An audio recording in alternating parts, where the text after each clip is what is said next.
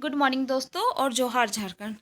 तो सीटेट और जेटेट में बार बार पूछे जाने वाले इस महत्वपूर्ण टॉपिक को जो हमारा हिस्ट्री का है, अगर आपने सही से समझ लिया तो आप आसानी से हल कर पाएंगे। तो चलिए शुरू करते हैं हम lecture 9 that is social changes.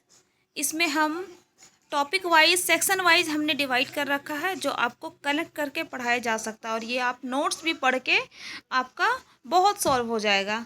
देखिए हमारा फर्स्ट सेक्शन है टाउन्स एंड देयर टाइप्स। नगर और उनके प्रकार क्या क्या है। जैसे हमारा मेडिवियल भारत में शहर सिर्फ एक काम ही नहीं करते थे, कई सारे एक साथ प्रशासनिक केंद्र, मंदिर, नगर, व्यापारिक केंद्र होते थे, ये सब कुछ होते थे। ठीक है। जैसे फर्स्ट हम पढ़ेंगे प्रशासनिक नगर, जैसे एडमिनिस्ट्रेटिव टाउन में क्या था, ये क्या चीज़ है। एडमिनिस्ट्रेटिव टाउन तब बनाया जाता था जब ये राजाओं की राजधानी होती थी, ये जो हमारा, ठीक है, जहाँ पूरे साम्राज्य का शासन चलता था। फॉर एग्जाम्पल, एक सेकेंड, देखिए उदाहरण जैसे हमारा तंजावुर, जो हमारा चोल वंश, जो हमारा साउथ का है, चोल वंश बहुत फेमस है, राजधानी तंजावुर, जो कावेरी नदी के तट पर। ये कितना सारी चीज़ें देखे, कावेरी नदी किधर साइड है, साउथ साइड है, ठीक है। इसका बेहतरीन उदाहरण है। इसकी मुख्य विशेषताएं क्या है, फेमस किस चीज़ के लिए है। जैसे पैलेसेस, राजाओं के बड़े बड़े महल होते थे, उसको पैलेसेस कहते हैं। मंडप, जिसमें मंडप बने हुए रहते थे, जिसमें अपना दरबार लगाते थे। इसके अलावा यहाँ सेना के लिए बैरक भी होते थे, ठीक है। उसमें हम पढ़ेंगे उसका टेम्पल, टाउन, पिलग्रिमेज सेंटर, मंदिर और नगर और तीर्थ यात्रा, ठीक है। जैसे नगरीकरण, मंदिर नगर का एक सबसे महत्वपूर्ण पैटर्न था। शासन अपनी भक्ति और शक्ति दिखाने के लिए बड़े मंदिर बनवाते थे, ठीक है। अर्थशास्त्र का केंद्र, ये कैसे, जैसे देखिए मंदिर के पास बहुत से जमीन, पैसा, मंदिर के आसपास पुजारी, शिल्पकार, सब मजदूर बसने लगे ताकि वे पिलग्रिमेज की जरूरतें पूरी कर सके। फॉर एग्जाम्पल देखिए यहाँ पे भिलासामी, ठीक है, सोमनाथ जो गुजरात का है, भिलास्वामीन जैसे मध्य प्रदेश का है, कांचीपुरम एंड मदुरई जैसे हमारा तमिलनाडु का है, तिरुपति, ठीक है, आंध्र प्रदेश का है। तीर्थ, ये सब हमारा क्या है, तीर्थ यात्रा स्थल है ना, ठीक है। जैसे यूपी का वृंदावन हो गया, राजस्थान का पुष्कर हो गया, सब तीर्थ स्थल का है। सी हम लोग पढ़ेंगे उसमें स्मॉल टाउन मार्केट, ठीक है, छोटे बाजार वाले नगर। 8वीं शताब्दी के बाद भारत एक गांवों में छोटे नगर बनने लगे, ओके। जैसे मंडपिका, ठीक है, यहाँ एक मंडी होती थी जहाँ आसपास लोग रहते थे। हट्टा, हट्टा या हाट, जैसे हटिया, गांव से में हटिया बोला जाता, बाजार, उस समय हट्टा, ठीक है, बाजार लगते थे। व्यापारी, चलिए ठीक है। अब पढ़ेंगे इंपॉर्टेंट सिटीज़, ये बहुत इंपॉर्टेंट है जेटेट के लिए खासकर। हम्पी, सूरत एंड मोस्टली पटनम, ठीक है ना। इसमें 10 पॉइंट्स बहुत इंपॉर्टेंट दे रखे हैं। जैसे हम्पी, इसका आर्किटेक्चर स्प्लेंडर पढ़ेंगे। लोकेशन हम्पी किधर है, जैसे हम्पी कृष्णा और तुंगभद्रा नदियों की घाटी में स्थित है, ठीक है ना। इसकी एम्पायर, जैसे 1300 शताब्दी में विजयनगर साम्राज्य की राजधानी थी हम्पी। हम्पी एक वास्तुकला बहुत विशिष्ट, किले की दीवारों के निर्माण में किसी भी सीमेंट या गारे का उपयोग नहीं किया गया था, पत्थरों को मतलब इंटरलॉक करके बनाया गया था, ठीक है। रॉयल बिल्डिंग्स, यहाँ की शाही इमारतों में भव्य महल जैसा गुंबद आक तरीके से बनाई जाती है, ठीक है। वहाँ पे हम्पी में गार्डन स्कल्पचर भी होते थे, जैसे लोटस एलिफेंट की स्कल्पचर बनाना, ठीक है। ट्रेड हब, 15वीं 16वीं सदी में क्या करते थे, ट्रेड बहुत चलती थी, ठीक है, पुर्तगाली व्यापार आते थे। कल्चर सेंटर क्या है, यहाँ की कल्चर सेंटर जैसे नृत्य, डांस होता था, ठीक है, इसका प्रमुख केंद्र था, ओके। महानवमी फेस्टिवल, यहाँ पे कौन सी फेस्टिवल मनाई जाती थी, नवरात्रि, यहाँ सबसे बड़ा त्यौहार माना जाता था। हम्पी की बात कर रही हूँ। पुरातत्ववादियों को यहाँ महानवमी डिब्बा मिला है जहाँ राजा अपनी रुतबा दिखाते थे। लेकिन 1500 ईस्वी शताब्दी होते होते ये डिक्लाइन होने लगी हम्पी। किसके युद्ध में, बैटल ऑफ टालीकोटा के युद्ध में दक्कन के सुल्तानों जैसे गोलकुंडा, बाजीपुर, अहमदाबाद से हार के बाद हम्पी बर्बाद हो गया, ओके। चलिए अब हम नेक्स्ट पढ़ेंगे सूरत, जिसको क्या कहा जाए, गेटवे ऑफ वेस्ट। सूरत कहाँ स्थित है, गुजरात में स्थित है, जो वेस्ट साइड है ना, इसलिए इसको गेटवे ऑफ वेस्ट बोला गया है।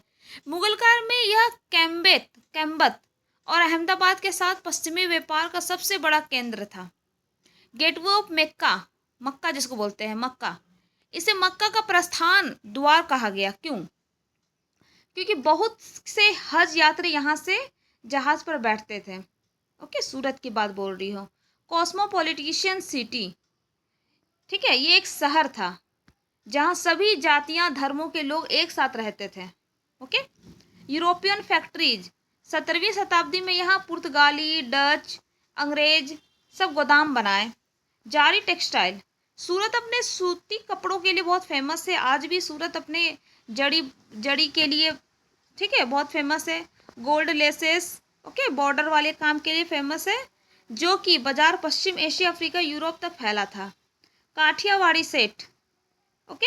हुंडीज, सूरत में जारी की गई हुंडियों के मिस्र, काहिर, इराक, बसरा बाजारों में मान्यता प्राप्त थी। रीजंस फॉर डिक्लाइन, इस ये सूरत क्यों डिक्लाइन हो गई?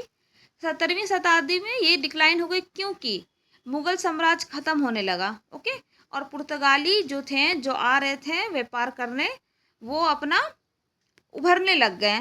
ओके। मौसलीपट्टनम, द फिशर टाउन, इसको कहते हैं मौसलीपट्टनम को।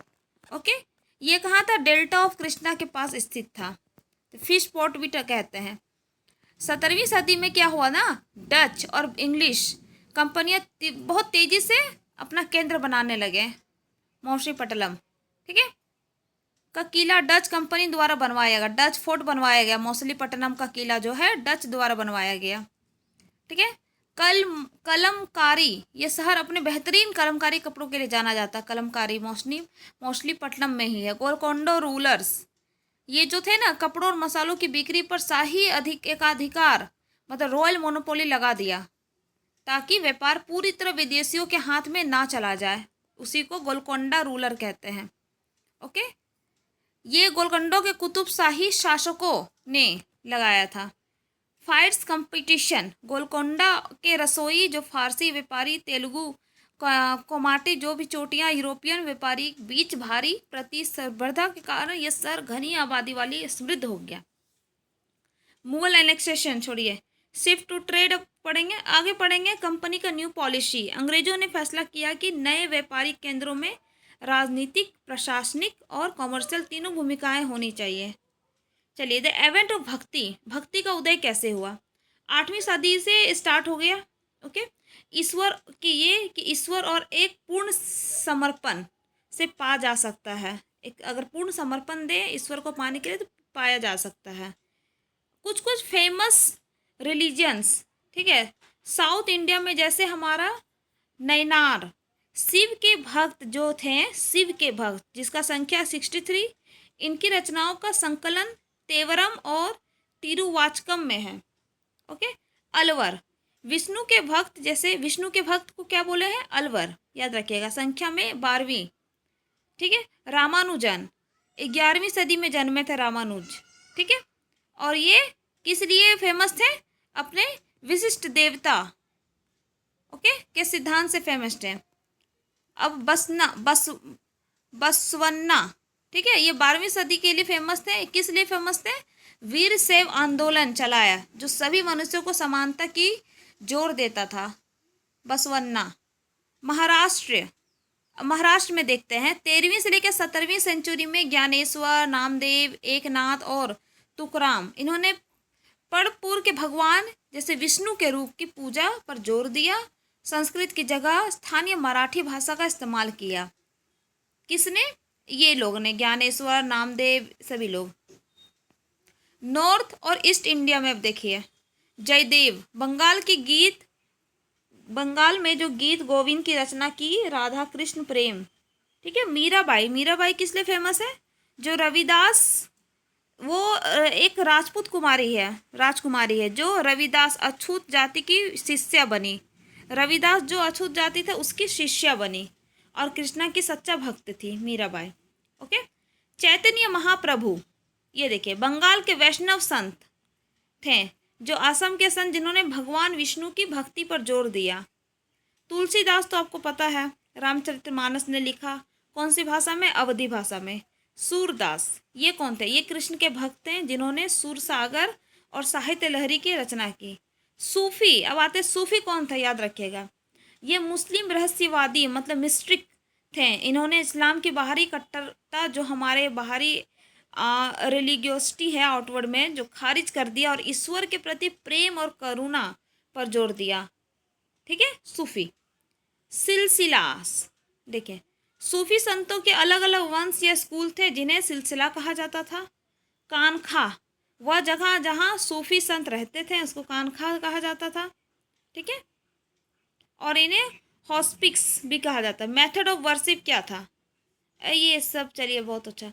कबीर और गुरु नानक के बारे में पढ़ते हैं, ये भी पूछा जाता है डायरेक्ट क्वेश्चन। कबीर, कबीर कब फेमस हुए, 15वीं 16वीं सदी के आसपास। ठीक है, उनका पालन पोषण कहाँ हुआ, वाराणसी में हुआ, वीवर परिवार में। ओके, टीचिंग का मुख्य क्या था उनका, प्रमुख धार्मिक जैसे हिंदुइज्म इस्लाम दोनों की कट्टरता, मूर्ति पूजा, जाति व्यवस्था का कड़ा विरोध करते थे, ये सभी चीज। कौन, कबीर जी। ओके, निर्गुण, निर्गुण भक्ति, कबीर का मानना था कि ईश्वर का कोई आकार नहीं है, उसे केवल सच्ची भक्ति से ही पाया जा सकता है। ओके, अब यहाँ देख गुरु नानक जी के बारे में। इनका जन्म तलवंडी, जो आप पाकिस्तान में ननकाना साहिब में हुआ था। ओके, इन्होंने बहुत यात्राएं की, अंत में रावी नदी के तट पर करतारपुर में अपना केंद्र स्थापित किया। ओके, लंगर तो आप लोग जानते हो, लंगर किसको कहा जाता है, छोड़िए। धर्मशाला जानते हो क्या होता, आज की धर्मशाला को हम गुरुद्वारा कहते हैं। ओके, चलिए ये सब कुछ है नहीं। चलिए हमारा लेक्चर खत्म हुआ। Thank you so much for watching this videos and please likes and subscribe.